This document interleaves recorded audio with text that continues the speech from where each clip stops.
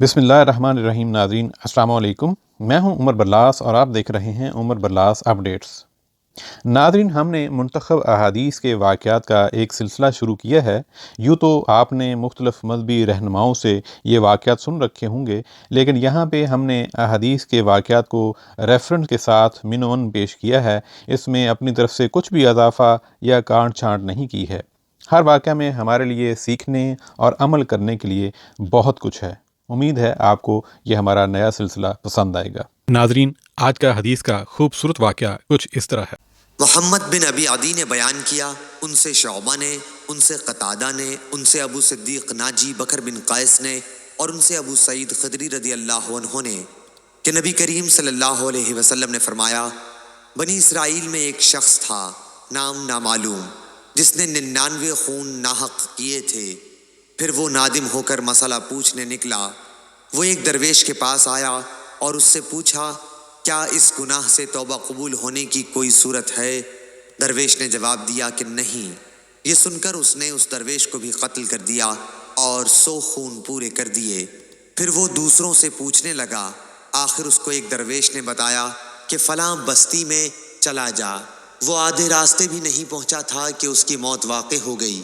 مرتے مرتے اس نے اپنا سینہ اس بستی کی طرف جھکا دیا.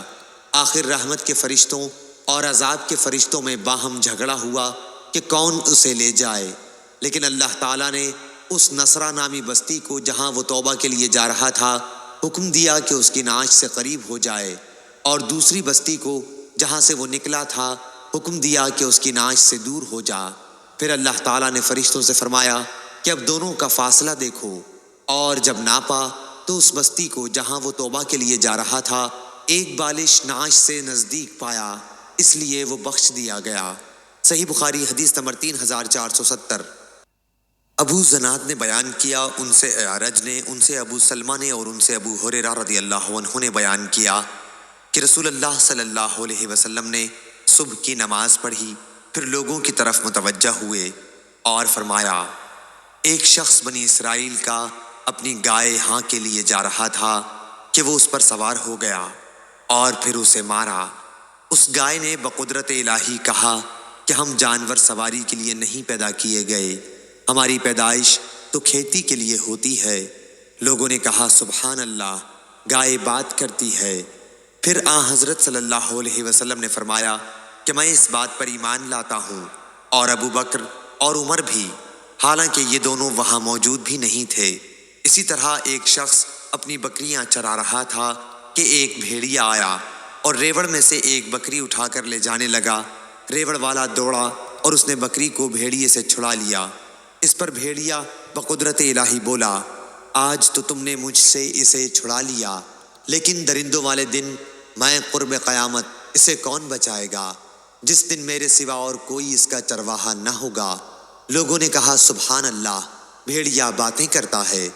حضرت صلی اللہ علیہ وسلم نے فرمایا کہ میں تو اس بات پر ایمان لایا، اور ابو بکر و عمر رضی اللہ عنہ بھی، حالانکہ وہ دونوں اس وقت وہاں موجود نہ تھے.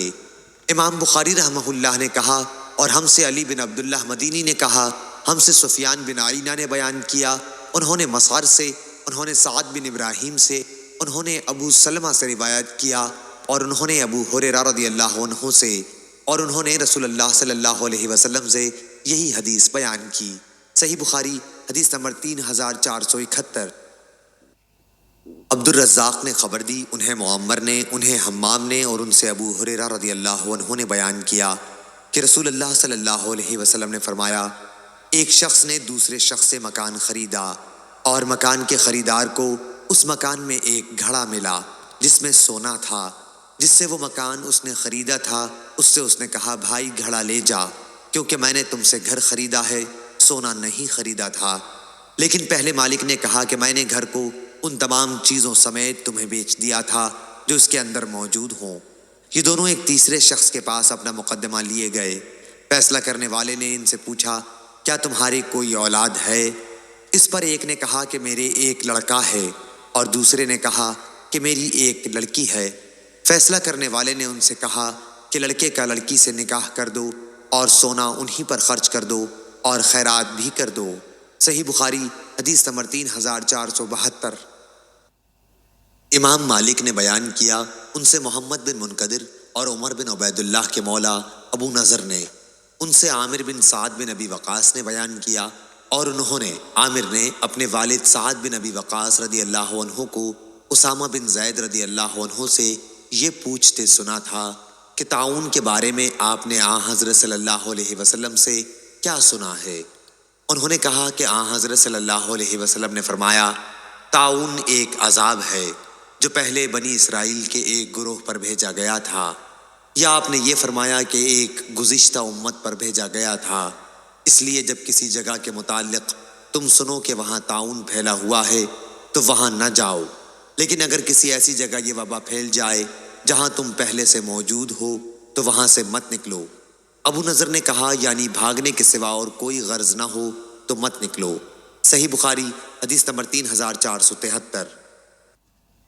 عبداللہ بن وریدہ نے بیان کیا، ان سے یحییٰ بن یعمر نے، اور ان سے ام المومنین حضرت عائشہ رضی اللہ عنہا نے بیان کیا کہ میں نے آن حضرت صلی اللہ علیہ وسلم سے طاعون کے بارے میں پوچھا تو آپ نے فرمایا کہ یہ ایک عذاب ہے، اللہ تعالیٰ جس پر چاہتا ہے بھیجتا ہے، لیکن اللہ تعالیٰ نے اس کو مومنوں کے لیے رحمت بنا دیا ہے۔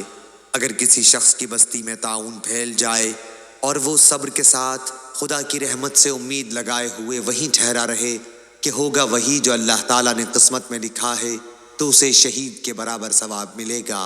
صحیح بخاری حدیث نمبر 3474۔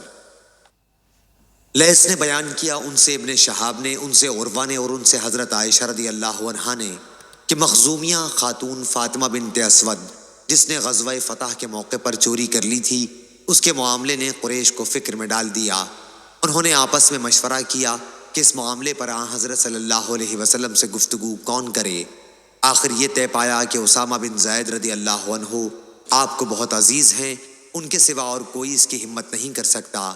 چنانچہ اسامہ رضی اللہ عنہ نے آن حضرت صلی اللہ علیہ وسلم سے اس بارے میں کچھ کہا تو آپ نے فرمایا، اے اسامہ، کیا تو اللہ کی حدود میں سے ایک حد کے بارے میں مجھ سے سفارش کرتا ہے؟